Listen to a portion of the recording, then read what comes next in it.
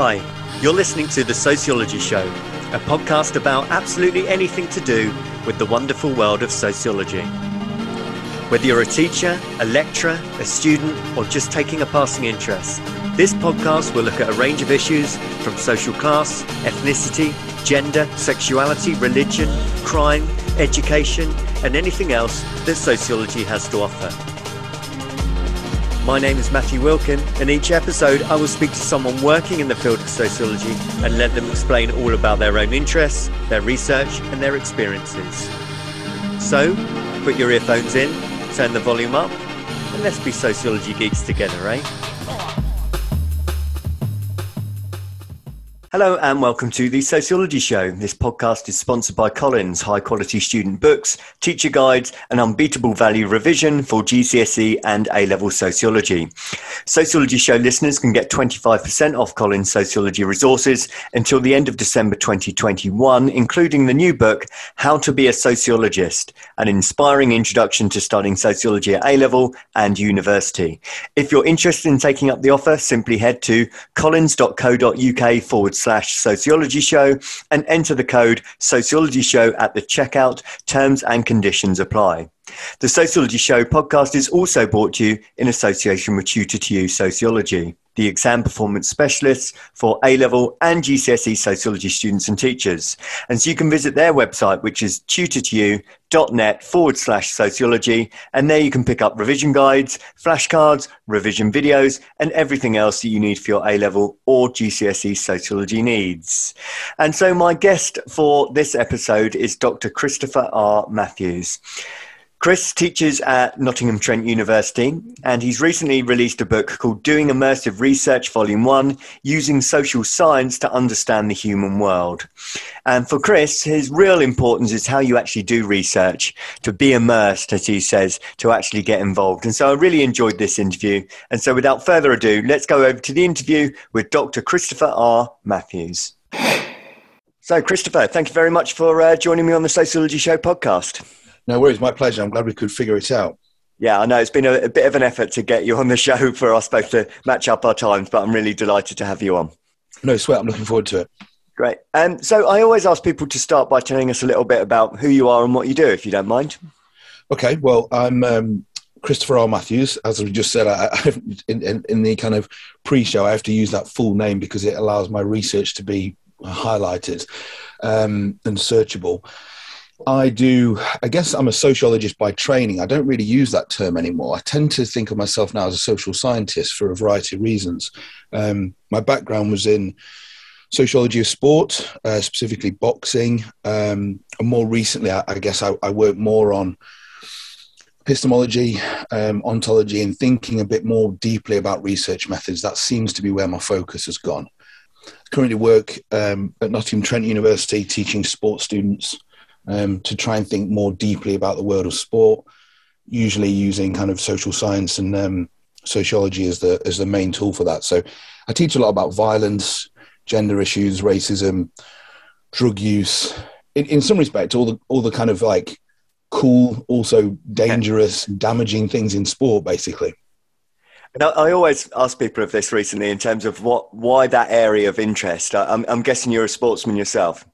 Yeah, well, once upon a time, I'm, 41, so certainly on the downside of any of that sort of stuff. But yes, I've always been involved in sport. I had a very strange journey to get to academia. I wasn't very academic at school, always struggled with reading and writing, but just absolutely loved sport. And eventually, once I recognised that doing sport as a career it's very difficult to get on in sport because everyone wants to do it and everyone wants to do it for very cheap, basically.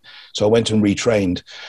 I did sports science, but I found that actually while I was doing the sports science degree at Loughborough, the thing that interested me the most was the stuff that allowed more critical thinking. Sociology being the kind of, there was a big strength, still is a strength of sociology at Loughborough. In terms of the sports sociology.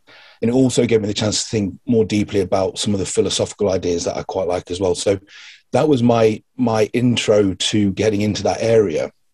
Also, I'm very much a doer. I don't really like to think, although I think and read for a career, I like to just get on and do stuff. So I've found with my research doing sport was what I found to be the most enjoyable, and also the way in which I was able to understand social theory in more detail.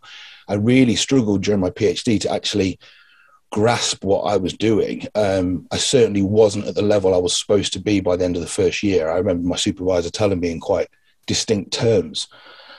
But when we scraped through my first year review and I started collecting data, started doing it, started being in a gym and thinking about sociology and social theory via getting punched in the face, basically, and punching people in the face and a variety of other things connected to boxing, things started to make sense for me. So that's where that sport, that doing bit always has helped me, I think. So yeah, some sort of a sportsman, or maybe a retired one. And I really like that expression, because I think that's key to what you're all about, actually, that you say, if you want to understand what it's like to be a boxer, then you need to get punched in the face. In other words, you need to experience things to understand it. Yeah, and it's somewhat more complex than that. My supervisor always used to, when I used to say things like that to him, he'd say, so if that means you want to understand something about murder, does that mean you need to be a murderer? And Weber says something similar, I think, in relation to one does not have to be Caesar to understand something about Caesar.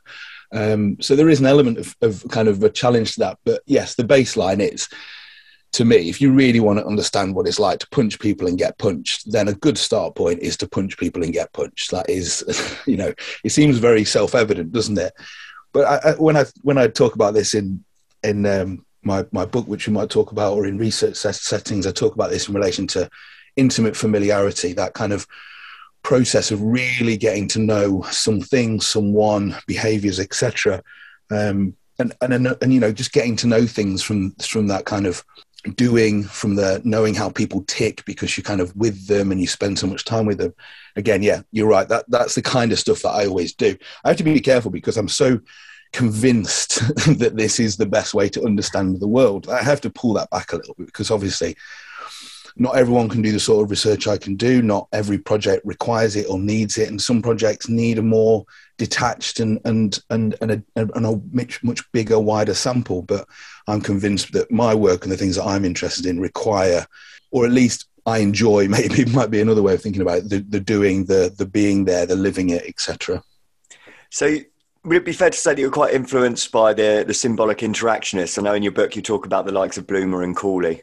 That sort of approach has always interested you much more than the theoretical, I guess? No, not quite. So okay. There's a little bit of complexity there. So that would be theoretical for a start. So that would be the theoretical ideas. I think we couldn't separate them out. But more so just for context there, we're talking about doing my book, Doing Immersive Research, Volume 1. And in that, I speak a lot about Bloomer's work, yes, and also Howard Becker's work, both very famous symbolic interactionists. And the reason I use that work is that it's an absolutely fantastic start point, both theoretically and methodologically, to get stuff done, to go into the field and to start going, right, what am I doing here? And it resonates with me really, really well. Bloomer, because it was written in the 60s and it has a kind of a stripped back nature to it, which I think is so important for people starting out in research. And Becker, for the same reason, although he's still writing now, has a kind of real stripped back brass tacks. This is what we've got to go and do. So when I'm writing Volume 1, and this is one of the nice things about writing in multiple volumes as books, and there's going to be 3 eventually. When I'm writing in Volume 1, it's to start getting stuff done, or as I say in the book, getting shit done. And symbolic interaction, I find to be one of the most positive ways of getting students in the field, theoretically considering stuff in a manageable way and empirically exploring the world. So that's my start point there for a lot of students. Not you must go read symbolic interaction, but that the ontological and epistemological start points that work provides means students go, right, I'm going to get into this. And then once the process of research has begun and people are collecting data and reconsidering things, the refinement of academic ideas, the refinement of social theory, the reading of extra stuff can commence a little bit more in detail, but it's that start point. Thank you. And we'll explore that a little bit more. You've already mentioned your book, Doing Immersive Research, Using Social Science to Understand the Human World. Just for clarification, how do you actually define what immersive research is? I know there's a whole chapter on it, but do you want to give us sort of a definition of what it actually means? Yeah, there is a definition in there which people can look at. But I think, and obviously that there's a smallish definition which is based off a whole chapter of work, as you highlight. But I think the best way to define these things is always just with a more kind of off the cuff sort of thing.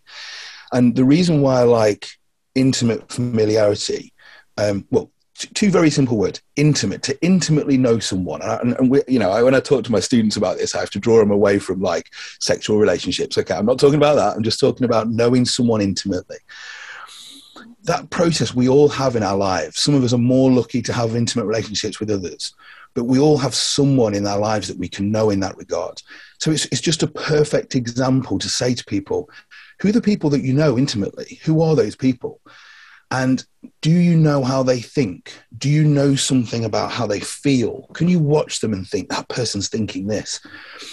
And I think most of us can, right? Most of us are partners in our lives, our best friends, are people that we've worked with for years. We get to know them in that intimate way. And then the familiarity of it is, the word familiar, right, from family. So it's kind of an aspirational term, because as researchers, the aspiration, I think, is to know people in a way, or to work towards know people in a way like we know our family. Now, I say it's aspirational. It's largely impossible to do that. But that doesn't mean to say we can't aspire to be in that situation. And when I talk to people about this, like, as you know, people who have kids, or people who have kids in their lives that they see a lot, adults tend to know those kids so well that they know them better than the kids themselves, so that parents can know their child's mind better than the child can, which I think is a great example of the sort of stuff that I'm trying to get towards. Obviously, that comes with loads of problems. The notion that you can know someone's mind, problematic.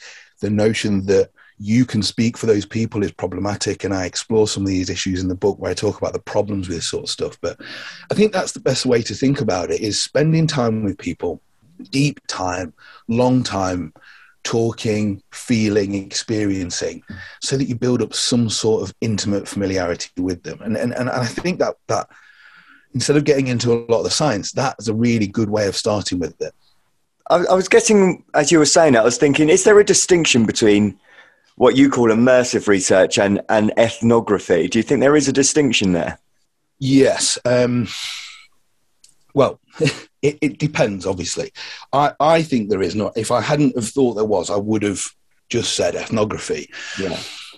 But again, as I highlight in an opening to one of the chapters, the term ethnography has become used so much that I often don't really understand what people mean by it. Now, because it's a sciencey sounding term, people are able to say, I did ethnography, I did it for this long with this much of hours and with these people, and that's that. And they move on and they've told me they've done ethnography.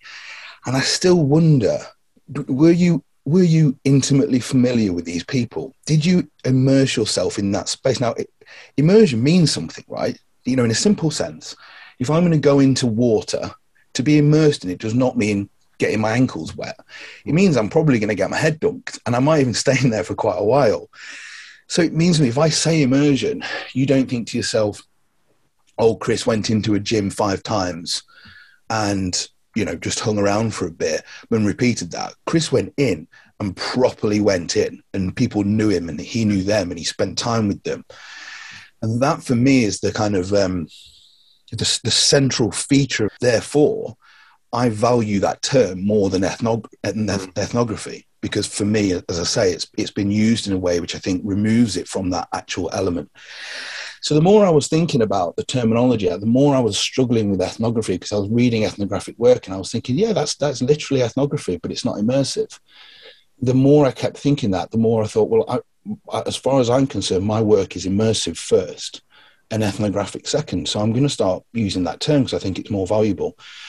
And same with my students as well, postgrad students at least, because you can't really do this work that well at undergrad, but it's the same sort of thing. It's trying to get them to value this genuine immersion and genuine ability to try and develop intimate familiarity that I'm bothered about. I'm not bothered about if their work is ethnographic or not. And in some respects, we don't call it ethnographic because we don't feel like it is ethnographic, but it is immersive. So the two are similar, should be connected. But by using the term immersive, I think it forces me and the people that I work with to say what is immersive about it. And we've actually had that under review when we've had papers reviewed. People are like, what does this mean? And then we say what it means and we highlight what it means. It's like, okay, cool. That makes a bit of sense, I think. Maybe it'd be good to hear to back that up, sort of some of your examples, if you like, Christopher. I know we've already talked about being in a boxing ring to fully immerse yourself in, but what other examples have you done to immerse yourself into the research deeply? Well, the spaces that I have immersed myself is boxing. I mean, lots of different places. I have done other research in different topics, but it's never been my central feature. Mm. So in terms of the examples, I will have to draw back on boxing again. I mean, the obvious one, and it's the shift because immersion can happen in different ways at different times and all the rest of it. When I first started boxing, I very quickly went into sparring and did that for years. But eventually, when I finished my PhD and kind of put an end to that project, I restarted boxing when I was older. So we're now talking in my 30s, yes, mid 30s even. So way too old to be boxing for a start, as far as I'm concerned. But then I started competing. And at that point, the immersion shifted again because I went from someone who was really immersed in a boxing setting for hours and hours and knew people really well. So, genuine immersion. But to the second kind of stint of doing this sort of work, real big stint, I shifted to competing as the main focus. So actually my immersion with certain people became less. So I was competing, and the shifting of the work focused more egotistically into me and my abilities to get better and, survive in a boxing ring. At that point, the research shifted to a point where it was very much more focused on my experiences. From that, I had a bunch of health issues that is probably people can imagine you get when you get punched in the head. That process is not a fundamental part of my research in terms of its ethics, right? I can't go to the university and say, I want to go and get punched in the head so I can understand getting punched in the head. They wouldn't let that for their ethical reasons, quite obvious ethical reasons.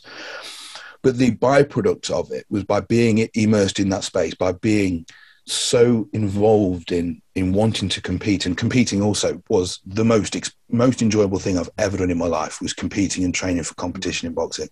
I miss it to this day. That process enabled me to open up a whole new world of research after I'd basically got concussions in the ring.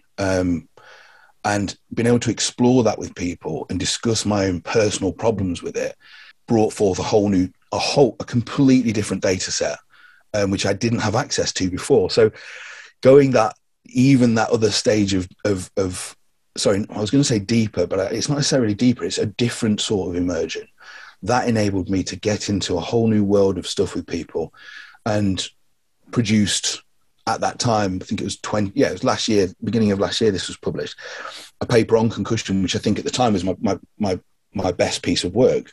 Was my favorite piece of work. Shifted a little bit now because we've got some more work that's followed, which I think is really important. But regardless, the shifting of immersion and of having those things happen to me, wanting to carry on despite knowing that I was not able to lay down memories and that I was getting headaches all the time, and I was still desperate to keep competing.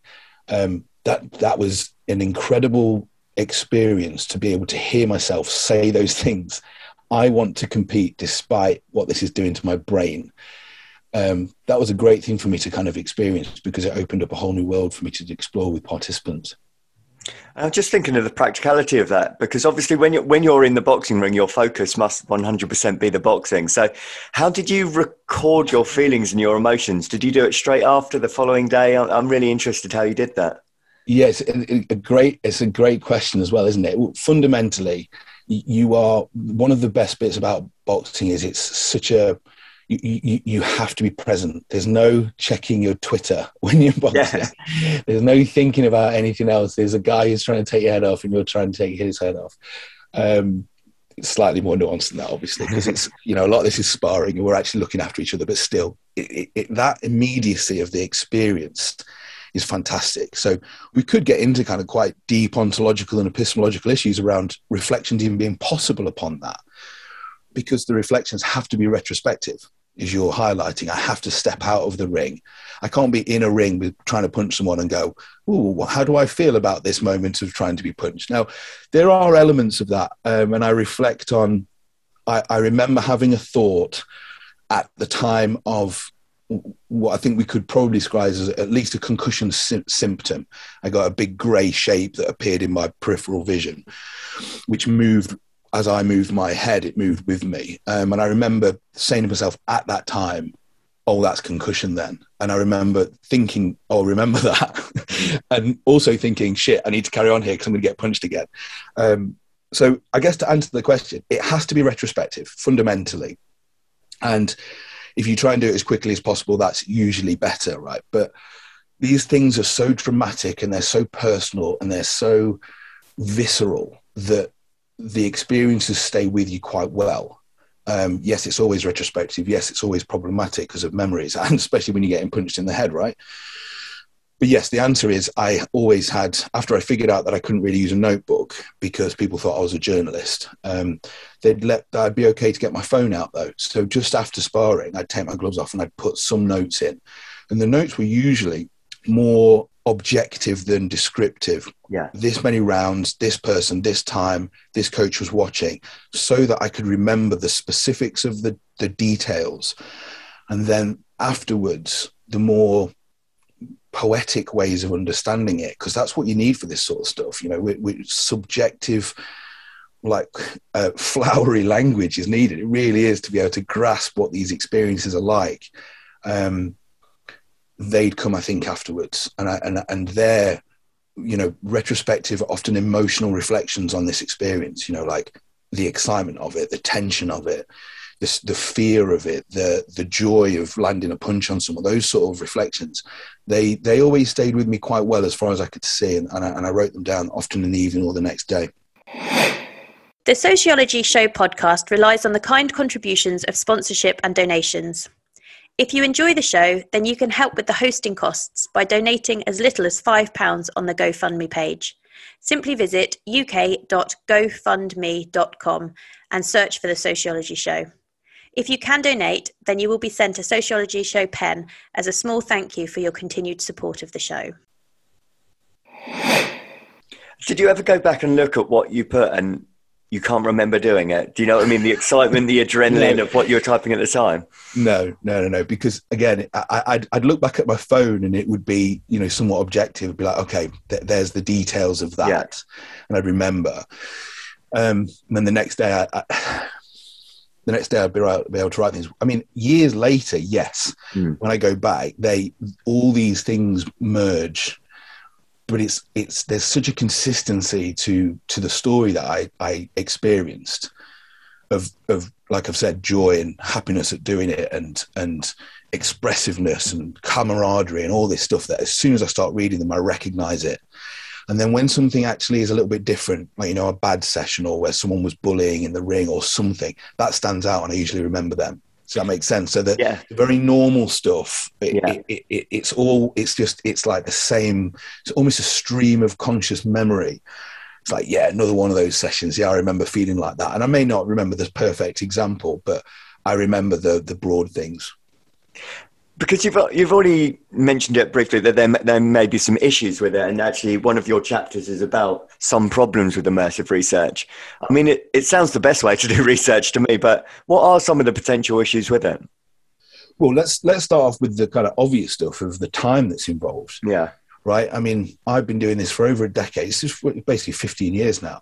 And I've been lucky enough, and it really is a luck that I've been able to do it this way. A PhD had very little pressure on how I collected data.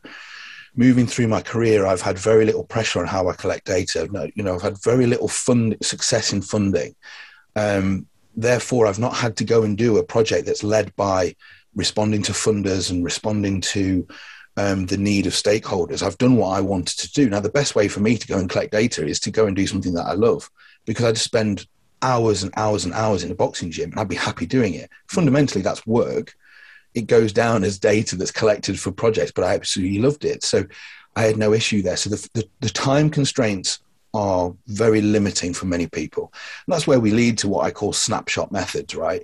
Okay, we've got to get this data on this project. We've not got long, so we best do it quick. What does that mean? One-off interviews, surveys, and the like. And they're sometimes essential. They are sometimes essential, and I accept that. But then let's say that we've kind of mitigated that, and we can do some research that takes a more longitudinal sort of fashion, more immersive sort of strategies. Then we get into some of the more challenging philosophical issues around closeness to people, and how do we one, manage that closeness, because as soon as we're close we can't see from far away, right? As soon as I get so detailed into the table that I'm working on now, I can see the fine grain of it, but at the same time I can't necessarily see the width of the table anymore because I'm looking at the fine grain. There's ways to manage that. You can move your situation within the gym or the subculture inwards and outwards, more involved, less involved, more detached. So you can move, and we often think of the researcher as like in a static position, which is nonsense. Our position within the research always fundamentally moves, and we get to know some people, we don't get to know some people. So why don't we make that movement a part of our process? Actually, what I'm going to do towards the end of this project is I'm just going to pull myself out. I'm going to be less involved. I'm going to speak to people less, and I'm just going to sit at the outside. So I've done that as well in boxing, where instead of sparring, I've gone in and just watched from the top or watched from the side, and I've coached people, and I've done things from that kind of more detached view. So that's one way of managing some of those issues, of getting this closeness to it. And then the other thing comes when we are really involved with these people and we think that we can share their stories. And I talk about this in the book as the notion of not becoming a boxer. And I think in most objective ways, it would be, fair to say I became a boxer. I had a boxing license. I had 3 fights. Yes, lost 2, won 1. Not the greatest record. But fundamentally, I can claim to be a boxer or former boxer. But also fundamentally, I'm not, in that I don't share a lot of the situations that my fellow boxers shared. Many of them were much younger than me. Amateur boxing is a young boys sport mainly. Yes, there's more and more women and girls involved in it, but it's a young boys sport basically. And most of those people involved in it don't have the opportunity to work as a full-time academic with all the privilege, the financial security that comes with that.